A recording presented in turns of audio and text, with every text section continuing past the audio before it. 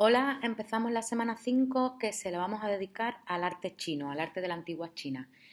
Como se pueden imaginar, la civilización china es una de las más antiguas de la Tierra. En torno al río Amarillo se han encontrado yacimientos neolíticos de más de 10.000 años de antigüedad, pero sin embargo es una civilización muy desconocida, por lo menos para los historiadores de Occidente y para la cultura occidental en general, así como todos los chinos a lo largo de la historia, ¿no? Siempre la cultura china ha estado impregnada de un carácter de exotismo que viene marcado sobre todo por este carácter secreto, esta idea de que siempre ha sido lo desconocido y lo hermético, algo que no se abre al exterior, sino que se guarda con recelo para que nadie lo descubra.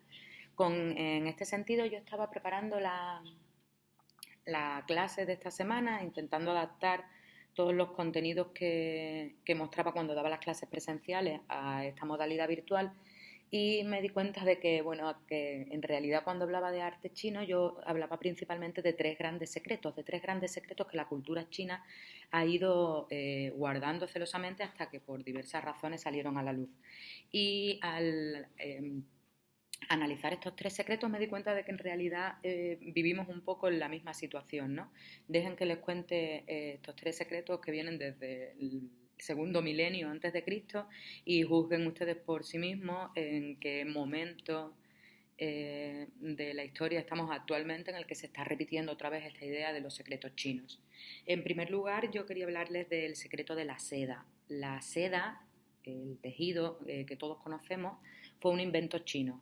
Eh, Cuenta la leyenda, siempre todas estas historias están contadas por leyendas, no son hechos históricos fehacientes. Cuenta la leyenda que la emperatriz Lei Su, que era la esposa del emperador amarillo y que tenía 14 años, cuando estaba tomando el té bajo un bosque de moreras y notó que algo caía dentro de su taza de té.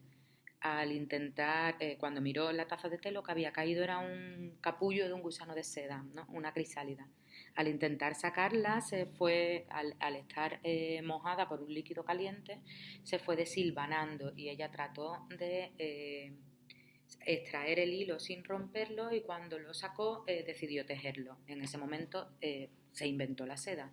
A partir de ahí, esta emperatriz Lei Su, que aparece en la mitología china como la diosa de la seda, fue educando o formando a todos sus esclavos, porque no son trabajadores, a todos los sirvientes de la corte, a el cultivo, la crianza del gusano de seda y a la extracción del hilo del capullo.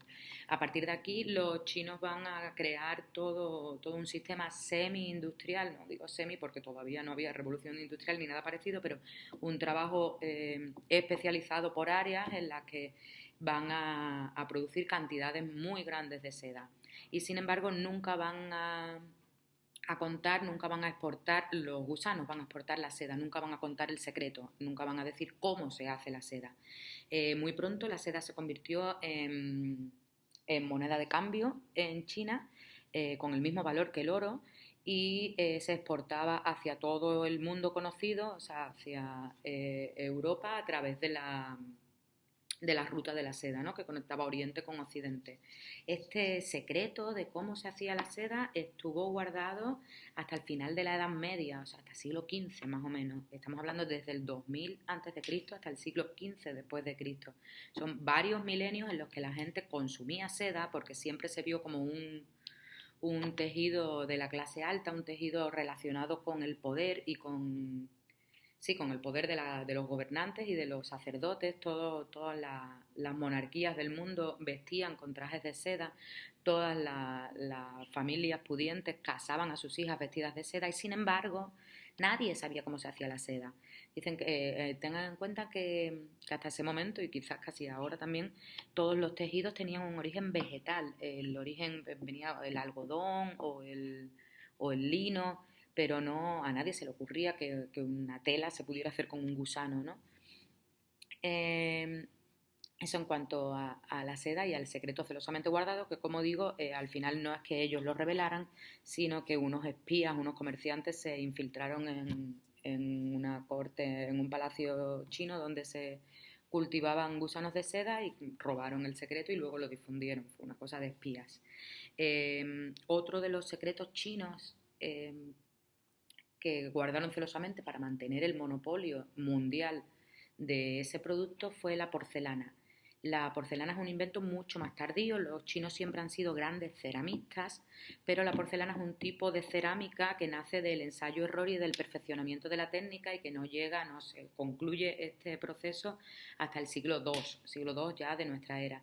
Y sin embargo va a ser un secreto guardado hasta el siglo XVIII de nuestra era y todas las familias ricas, todas las monarquías, además de vestirse con seda, usaban porcelana china en sus cocinas y en sus vajillas y en sus objetos utilitarios diarios. La porcelana es un tipo de cerámica, como decía, fabricada con una arcilla primaria común que se llama kaolín. Y esta arcilla lo que hay que hacer para que se convierta en porcelana es cocerla a muy altas temperaturas, no sé si es como más de 2000 grados, una temperatura a la que nadie se le ocurriría poner el horno para cocer cualquier pieza de cerámica.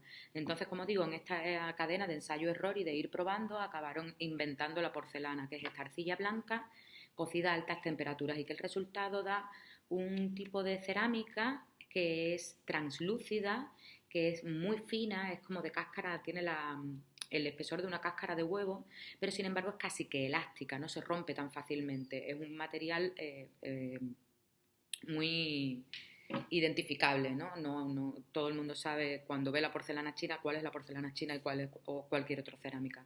Como digo, todos los ceramistas europeos del mundo conocido estuvieron intentando imitar, intentando fabricar la porcelana y nunca lo consiguieron hasta el siglo XVIII que por fin dieron con la fórmula. Como digo, otro bien preciado y bien deseado por todo el mundo, que solo los chinos eran capaces de producir y que por lo tanto todo el mundo tenía que comprárselo a China. Y China produce a gran escala, desarrolla todo un sistema de producción casi que como si fuera una fábrica de trabajo en cadena y abastece a la demanda mundial, tanto de la seda como de la porcelana. El tercer invento que quería contar chino, que fue un secreto y que también les dio el monopolio sobre este material, es el papel. Piensen ya mucho más allá de la seda, mucho más de la porcelana. El papel es un material de uso diario para no solo las clases pudientes, sino para mucha más gente, ¿no? El papel se inventó porque los chinos al principio escribían sobre seda y la seda obviamente es muy cara de fabricar, entonces empezaron a investigar cómo podían hacer un soporte para la escritura que fuera un poco más barato y en los mismos lugares donde fabricaban la seda con la morera, que es el árbol del que se alimenta el gusano de seda, fueron desarrollando una pulpa de madera del árbol que mezclada con lino y otro tipo de tejidos, como de trapos viejos, los iban prensando y así consiguieron también con este método de ensayo-error y de ir perfeccionando la técnica llegar al papel prensado que conocemos hoy. También fue un secreto muy guardado. Piensen que en Europa desde que se inventó la imprenta no se imprimía en papel, se imprimía en piel de animales. Eso lo veremos cuando hablemos de la Edad Media. Y en Egipto, que tenían todo este sistema de escritura jeroglífica, que nos han llegado tantos textos, no estaban sobre papel, estaban sobre pergamino, que eran hojas de árboles, o sea, de plantas. El papel también fue un secreto guardado que no lo develaron los chinos voluntariamente, sino que las tropas árabes secuestraron a unos comerciantes chinos y los torturaron hasta que revelaron sus secretos. Entonces, una vez dicho estos tres secretos de la producción china, que tiene que ver mucho con el arte, porque obviamente son objetos artísticos, nos dicen mucho de este modus operandi chino desde tiempos ancestrales, ¿no? Es como que es una cultura milenaria especializada en hacerse con la producción y con el monopolio global de ciertos productos muy concretos y muy necesarios para el resto del mundo. Si no es por cuestiones de clase y de ostentación de poder, es por cuestiones de salud, como estamos viendo ahora mismo, que todos los países del mundo están comprando las mascarillas y los test del COVID a China, ¿no? Tienen esta capacidad casi que incorporada al ADN por tantos milenios actuando de la misma manera para controlar el mercado mundial con productos concretos. Voy a cortar aquí y ahora sigo con otro vídeo para que no se haga tan largo. Muchas gracias, solo quería como hacer esta digresión sobre los 3 secretos.